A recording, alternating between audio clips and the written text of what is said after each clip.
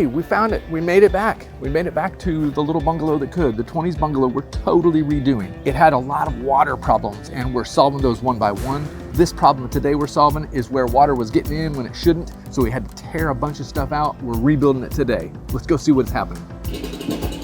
This porch was all crumbling also, but it had tile on it. So the tile was there for 40 or 50 years.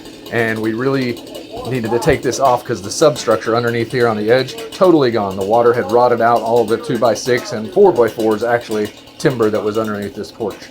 Out here, this thing's going to be staying for many years because it's actually going to have rebar in it now, which will make it stronger. It will have a fall that's going this way. So what I mean by that is when the rain hits this, it's not going to fall under the house this way or this way anymore. It's going to go this way, which will be great.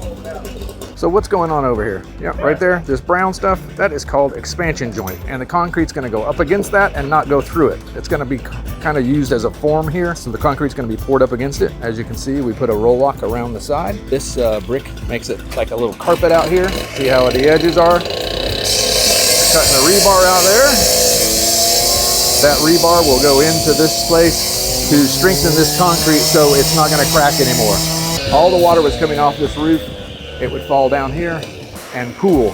And the original porch that you see here, this is the original footprint of it. The original porch was falling in and all the water was falling back under the house. So we had tons of water off the roof falling back underneath the house. It's crazy.